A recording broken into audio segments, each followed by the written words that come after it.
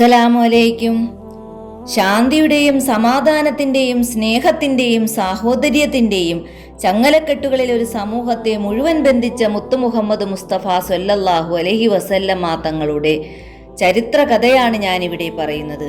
ഇത് ചരിത്രകഥയുടെ 15-ാം ഭാഗമാണ്. കഴിഞ്ഞ ഭാഗത്ത് ഇസ്ലാമിലെ ആദ്യ ഹിജ്റയാണ് നമ്മൾ ചർച്ച ചെയ്തത്. ഖുറൈശികൾ നിരാശരായി മക്കയിലേക്ക് മടങ്ങി. പിറ്റേ ദിവസം ഒരു ശ്രമം കൂടി നടത്താൻ ഖുറൈശികൾ തീരുമാനിച്ചു. പ്രതിനിധികളെ അബിസീനിയയിലേക്ക് അയച്ചു. യേശുക്രിസ്തു ദൈവപുത്രനാണെന്നാണ് ക്രൈസ്തവരുടെ വിശ്വാസം. മുസ്ലിങ്ങളാകട്ടെ അള്ളാഹുവിൻ്റെ അടിമയാണ് ഈസാ നബി എന്ന് വിശ്വസിക്കുന്നു. യേശുക്രിസ്തുവിനെ കുറിച്ച് വളരെ മോശമായ അഭിപ്രായം മുസ്ലിങ്ങൾ പറഞ്ഞു നടക്കുന്നു എന്ന് ഖുറൈശികൾ നജ്ജാശി രാജാവിനെ അറിയിച്ചു. അതുകൂടി രാജാവ് ഒന്ന് അന്വേഷിക്കണം എന്ന് പറഞ്ഞു. രാജാവ് പിന്നെയും മുസ്ലിങ്ങളെ വിളിച്ചു വരുത്തി. അപ്പോഴും മക്ക നിവാസികൾക്ക് വേണ്ടി സംസാരിച്ചത് ജാഫർ റളിയല്ലാഹു അൻഹു ആയിരുന്നു.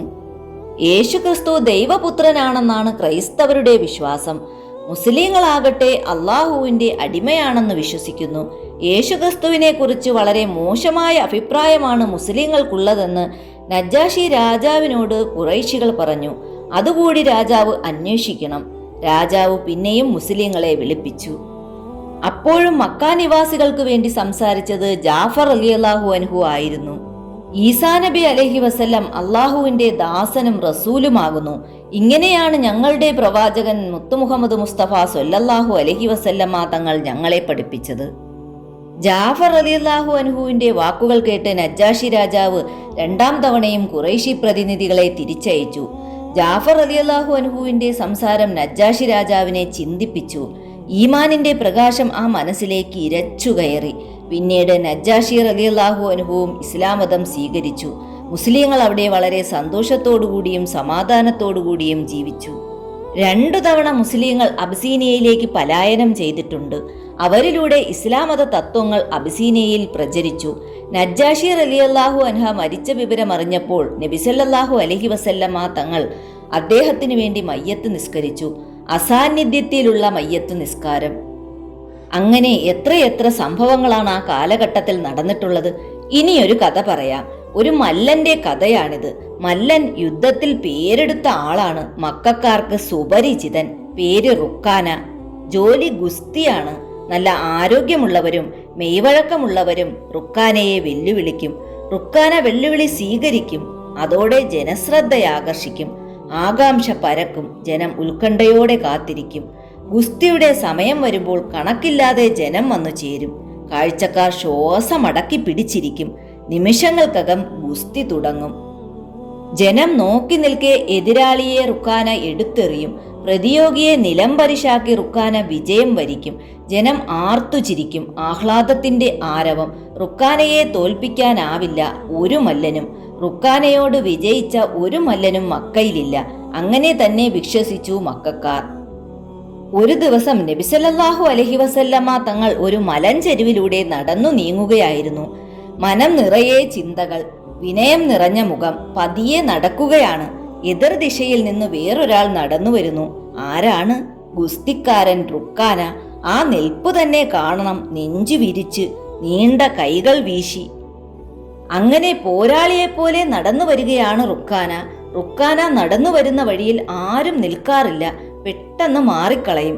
റുക്കാനയുടെ മുഖത്ത് ധിക്കാര ഭാവമാണ്. പ്രവാചകൻ മുത്തു മുഹമ്മദ് മുസ്തഫ സ്വല്ലല്ലാഹു അലൈഹി വസല്ലമ തങ്ങൾ മല്ലന്റെ മുഖത്ത് നോക്കി മന്ദഹസിച്ചു. മല്ലൻ തികഞ്ഞ ഗൗരവത്തിൽ. നബി സല്ലല്ലാഹു അലൈഹി വസല്ലമ തങ്ങൾ വിനയത്തോടെ സംസാരിക്കാൻ തുടങ്ങി. റുക്കാന, താങ്കൾ അള്ളാഹുവിനെ ഭയപ്പെടുക. സൃഷ്ടാവായ അള്ളാഹുവിൽ വിശ്വസിക്കുക. ഞാൻ അള്ളാഹുവിന്റെ ദൂതനാണെന്ന് നിങ്ങൾ സാക്ഷ്യം വഹിക്കുക. റുക്കാനായും നബി സല്ലല്ലാഹു അലൈഹി വസല്ലമ തങ്ങളും തമ്മിലുള്ള സംസാരം അവസാനം ഗുസ്തിയിലെത്തി എന്ന് പറഞ്ഞാൽ മതിയല്ലോ. താങ്കൾ എന്നെ ഗുസ്തിയിൽ തോൽപ്പിച്ചാൽ ഞാൻ അള്ളാഹുവിൽ വിശ്വസിക്കാം എന്നായി റുക്കാന. നബി സല്ലല്ലാഹു അലൈഹി വസല്ലമ തങ്ങൾ അതിന് സമ്മതിക്കുകയും ചെയ്തു. പ്രവാചകൻ നബി സല്ലല്ലാഹു അലൈഹി വസല്ലമ തങ്ങളും റുക്കാനയും തമ്മിൽ ഗുസ്തി.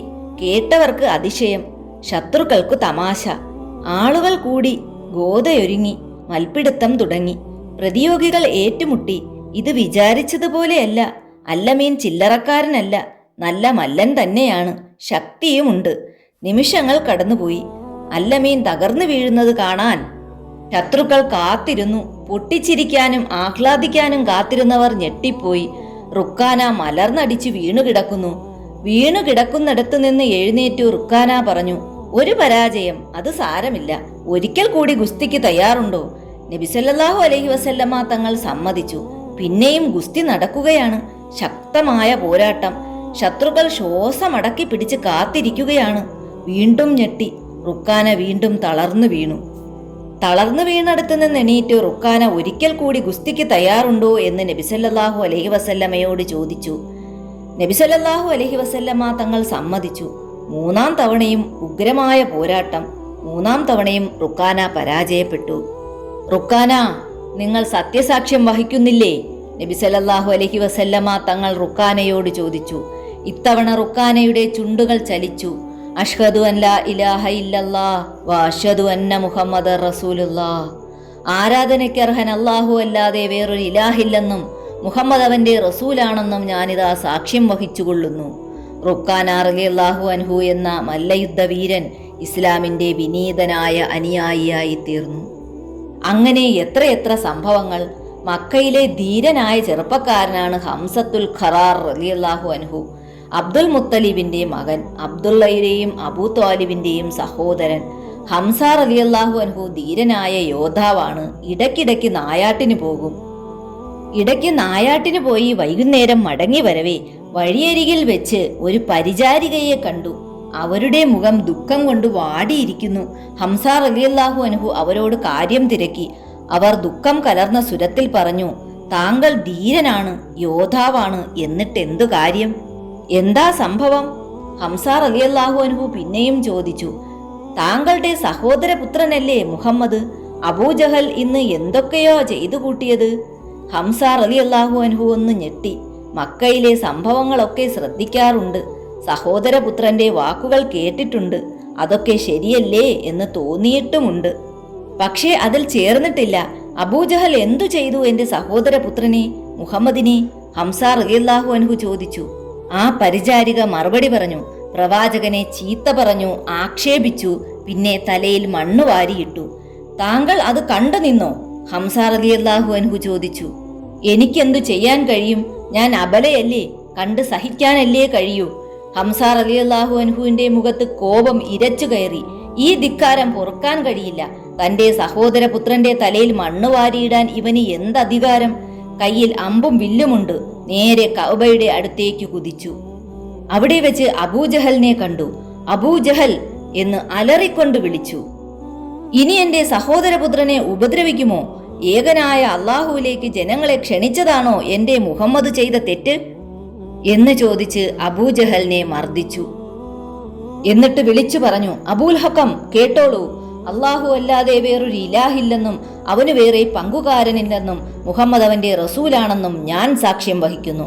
ഖുറൈശി പ്രമുഖർ അവിടെ ഉണ്ടായിരുന്നു. അവർക്ക് സഹിക്കുമോ? അവർ ഹംസയെ ആക്രമിക്കാൻ ചാടി എണീറ്റു. അബൂജഹൽ തടഞ്ഞു. ഞാൻ ഹംസയുടെ സഹോദരനെ ആക്രമിച്ചതിന്റെ രോഷം കൊണ്ടല്ലേ. ആ ദേഷ്യം തണുക്കട്ടെ, എനിക്ക് പ്രശ്നമില്ല, നിങ്ങൾ സമാധാനിക്കൂ. ഹംസയെ ആക്രമിച്ചാൽ അതൊരു ആഭ്യന്തര കലഹമാകും. അങ്ങനെ സംഭവിച്ചാൽ അത് മുഹമ്മദിന് സഹായകരമാകും. അതുകൊണ്ടാണ് അബൂജഹൽ അങ്ങനെ ഒരു തീരുമാനമെടുത്തത്. ഹംസ റളിയല്ലാഹു അൻഹു നേരെ പോയത് മുഹമ്മദ് സല്ലല്ലാഹു അലൈഹി വസല്ലമ തങ്ങളുടെ അടുത്തേക്കായിരുന്നു. ഞാൻ ഇസ്ലാം മതം സ്വീകരിച്ചതറിയിച്ചു. സന്തോഷം കൊണ്ട് നബി സല്ലല്ലാഹു അലൈഹി വസല്ലമയുടെ കണ്ണുകൾ തിളങ്ങി. ചരിത്രകഥയുടെ ബാക്കി ഭാഗവുമായി ഇനിയും വരാം. അസ്സലാമു അലൈക്കും. ചാനൽ ഇഷ്ടപ്പെട്ടാൽ സബ്സ്ക്രൈബ് ചെയ്യണേ.